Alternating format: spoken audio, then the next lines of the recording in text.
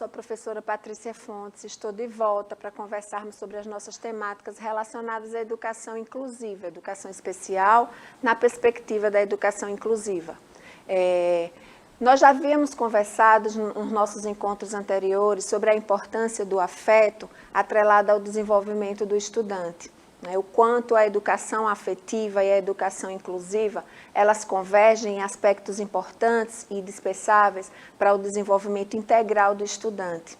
No nosso primeiro dia de temática, a gente falou sobre esse conceito de afetividade, esse conceito de educação afetiva, o conceito de educação inclusiva. No nosso segundo dia, nós vimos a importância de atrelar o desenvolvimento cognitivo às questões relacionadas à afetividade. Hoje nós vamos falar sobre estratégias, atividades que precipitam o desenvolvimento de habilidades relacionadas aos afetos. Então, eu espero que vocês gostem e que a partir das atividades que a gente trouxe hoje, vocês possam criar tantas outras, muitas outras. Queria já antecipadamente agradecer por vocês terem enviado essa temática. Essa temática que está sendo trabalhada hoje a partir de sugestões dos professores do AEE. Então, a gente fica feliz que vocês estão aqui com a gente, sugerindo, trazendo temáticas que são importantes para o dia a dia de vocês. E essa temática de educação infantil, casada com a educação inclusiva, é uma temática importante porque a gente está falando do desenvolvimento integral, desses estudantes. Então, quando a gente fala de práticas pedagógicas afetivas, a gente está falando de uma significação afetiva importante.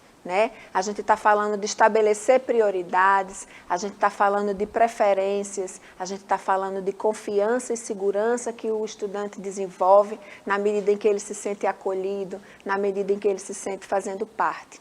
E isso gera persistência. Não é? É uma fase onde muitas habilidades estão sendo construídas. Sabe aquele desejo que a gente tem com os menores, com os estudantes menores, que eles comecem uma atividade, que eles permaneçam na atividade, que eles concluam a atividade. O ideal é que a gente tenha um produto no final desse trabalho, no final dessa estratégia que foi sugerida, dos recursos que foram oferecidos. Mas quando a gente propõe uma atividade, a gente entende que é preciso que ele persista, é preciso que ele permaneça. Então, falamos dos estímulos que a gente oferece para que o estudante se sinta motivado a fazer, permanecer e concluir. Então, não tem como a gente fazer um trabalho que precipite essas habilidades se a gente não trabalha as questões afetivas.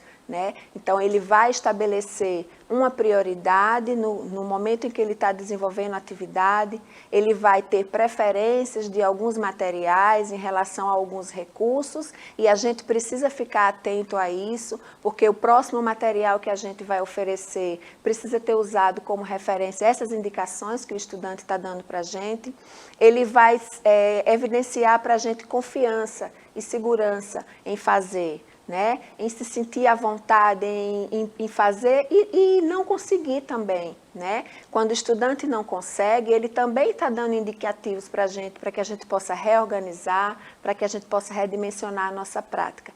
E isso tudo vai fazer com que ele se sinta bem. Isso tudo vai fazer com que ele persista na atividade que a gente está oferecendo. E essa atividade, para a gente, tem que ter objetivos muito claros. Então, e aí a gente fala de otimização funcional. O que seria essa otimização funcional? É um termo para que a gente entenda que a gente precisa ter muita clareza do que a gente quer para aquele estudante, o que a gente quer precipitar nele. Porque isso vai fazer com que ele perceba como ele se sente fazendo determinadas atividades. Como ele se sente manuseando alguns objetos, como ele interage, o que é que ele sente interagindo com alguns recursos. Isso é importante porque, mais uma vez, faz com que ele permaneça fazendo e faz com que essa persistência gere desenvolvimento, gere construção de habilidades. Então, as dinâmicas pedagógicas afetivas, que é como a gente costuma chamar esse movimento inteiro né, que a gente quer fazer com as atividades pedagógicas, elas precipitam emoções. Né? Então, a gente está falando de oferecer possibilidade de desenvolvimento, a gente está falando em aprender letras, em fazer relação número-numeral, em fazer relação grafema, fonema, a gente está falando em brincar, a gente está falando em interagir, a gente está falando em tudo isso, em todas essas demandas, todas essas atividades que compõem o dia a dia da educação infantil. Mas a gente precisa entender e a gente precisa lembrar que todas essas atividades, elas precipitam emoções. E as emoções fazem com que a gente realize as coisas de maneiras muito diferentes, né? Quando a gente está muito triste, a resposta que a gente dá em relação à interação com o objeto é uma. Quando a gente está muito feliz, a resposta que a gente dá é outra, completamente diferente. Então, essas sensações, elas são importantes, elas são indispensáveis para que o estudante se desenvolva de forma integral. Né? Eu venho dizendo, desde o nosso primeiro encontro, o quanto é importante a gente estar atrelando cognição e afeto, né? Cognição e conação, né? Conação enquanto emoções, sensações, percepções que precipitam o engajamento. Né? Porque essa junção, essa interação, essa interligação, ela faz com que emoções sejam vividas. Né? E essas emoções, elas vão ser determinantes para que o estudante deseje ir à escola, para que o estudante deseje interagir com recursos, para que o estudante pergunte, para que o estudante escolha, para que ele selecione melhor a forma como ele quer fazer a atividade. E tudo isso, toda essa dinâmica, todo esse movimento vai gerar a aprendizagem. Processo desenvolvido com regularidade, com sistemática, que gera a aquisição de conhecimento. Então, agora a gente vai ver alguns exemplos de atividades que a gente faz no nosso dia a dia, que a gente faz na nossa rotina da escola, que faz parte da nossa dinâmica na sala de recursos e na sala regular. Né? Então, a gente tem uma atividade que é importante, que é a contação de história. Né? E a gente está falando de educação afetiva, vamos lembrar. Né?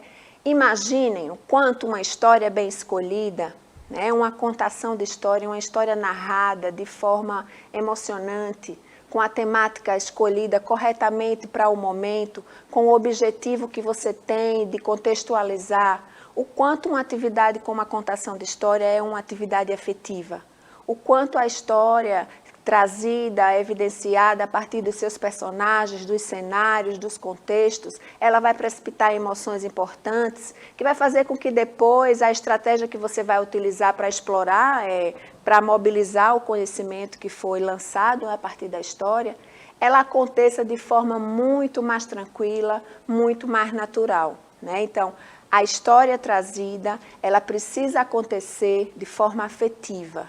A temática trazida, ela precipita a aprendizagem e ela precipita o envolvimento afetivo.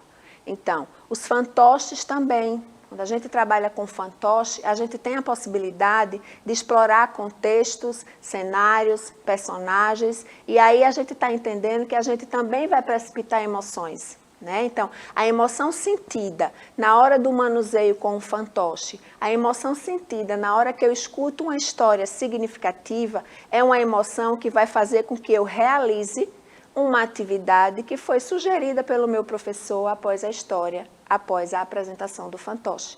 Então, veja, para o estudante da educação infantil, indispensável, prazer, alegria, descoberta, risadas, né? Educação afetiva. Para o estudante com deficiência, prazer, alegria, envolvimento, possibilidade, interação, né? Um olhar para as respostas individuais, um momento de oportunidade para que ele interaja de forma coletiva. Então, essas duas possibilidades de atividades, elas são importantes para o desenvolvimento formal, assim como para a aquisição de habilidades indispensáveis para o desenvolvimento global desse estudante. As atividades com música, né? A gente sabe, a gente sente e a gente, pela nossa experiência na escola, você com sua experiência aí na escola no dia a dia, né? A gente sabe o quanto a música, ela mobiliza, né? O quanto a música atrai, o quanto a música dá possibilidade para a gente de perceber emoções, de perceber dificuldades, de fazer personalizações. E aí a gente também está fazendo um trabalho que iniciou, que teve como marco inicial um estímulo importante e prazeroso, que é a música. A música precipita isso. Então a gente está falando de uma educação afetiva. A gente está falando de uma educação inclusiva, que oportuniza para todo mundo, que engaja todo mundo, que faz a gente sentir prazer em aprender e em descobrir. E aí a gente tem essa possibilidade de atividade que é a árvore do amor, né? É uma atividade que a gente pode fazer para trabalhar a apropriação, o conhecimento de alguns conceitos, né, que são abstratos para os pequenininhos, né? Como é que ele vai entender o conceito de gentileza? Né? Tá lá a minha árvore do amor na parede. Como é que eu vou trabalhar esse conceito para ele? A gente pode trabalhar com contação de história, como eu falei anteriormente. A gente pode trabalhar com os fantoches, como eu falei anteriormente. E aí a gente tem essa árvore lá com todas essas palavras importantes, com esses conceitos importantes que precisam ser trabalhados na educação infantil. As crianças precisam se apropriar dessas sensações, né, que geram facilidade de interação, que geram cooperação, solidariedade e participação. Lembra daqueles conceitos que a gente sempre fala de uma educação cooperativa, de uma educação solidária, né? Então a gente já começa fazendo esse trabalho lá na educação infantil, com os pequenininhos. Então, essa sugestão que eu trouxe para vocês da árvore do amor é uma sugestão interessante para que a gente comece a trabalhar esses conceitos, para que a gente comece a transformar, para que a gente dê possibilidade da aprendizagem para novos comportamentos também. Outra possibilidade importante é a teia dos amigos. É uma atividade muito divertida, eles gostam bastante, até porque ela passeia naquele clima de brincadeira, né? A gente brinca, a gente se aproxima, a gente faz atividades que são lúdicas, porque é uma atividade lúdica, né? Mas que a gente está aprendendo um conceito importante para a vida. A gente está aprendendo um conceito que faz com que a gente mude comportamentos. Então, os estudantes vão ficar interligados, pode ser um elástico, pode ser uma fitinha, como vocês acharem melhor. Mas que eles criem essa teia, né, essa teia de amigos, e que cada amigo fale um pouquinho, perceba o outro, diga o que o outro gosta, né, imite o outro, porque tudo isso gera engajamento, gera participação, é lúdico, né, e faz com que a gente se aproxime e a gente perceba esse ambiente da sala de aula, esse ambiente da escola, como um ambiente que precipita prazer, né, um ambiente gostoso de estar, onde a gente aprende, mas onde a gente se alegra também. Então, tem o dicionário afetivo, né, onde a gente vai deixar fixado lá na parede alguns símbolos que precipitam algumas sensações, que precipitam algumas emoções e fazeres, ações que são importantes para que a gente aprenda, para que eles aprendam enquanto momento de crescimento, né? Então aí a gente tem o amor, a solidariedade, o carinho, o cuidado, que essas palavras, que esses conceitos, eles estejam presentes no dia a dia da sala de aula, né? E que a gente possa trabalhar isso das mais diferentes formas, com música, com fantoche, com dança, com jogos, com brincadeiras, né? E aí a gente também está dando a oportunidade de trabalhar psicomotricidade, né? Lembram que nós tivemos a nossa temática anteriormente, onde falamos de psicomotricidade? Então retomem lá e vejam o quanto é importante essa ligação. A gente tem o baralho das emoções, que é importante para que ele se perceba e para que ele identifique as emoções dele próprio e dos colegas e dos outros. Então, espero que vocês tenham gostado e que essas sugestões de atividades que eu trouxe, vocês possam criar umas tantas outras, né, para que a gente de verdade construa essa rede, construa esse olhar, mobilize, né, pessoas no ambiente escolar, na comunidade escolar, para que a gente estruture essa educação afetiva que inclui, né, essa educação afetiva que é contemplada na educação especial, na perspectiva da educação inclusiva. Então, espero que vocês realmente tenham gostado dessa temática. Aguardo mais sugestões, mandem sugestões para a gente, para que a gente possa cada vez mais trazer temáticas que sejam interessantes para vocês. Tchau, tchau, até a próxima.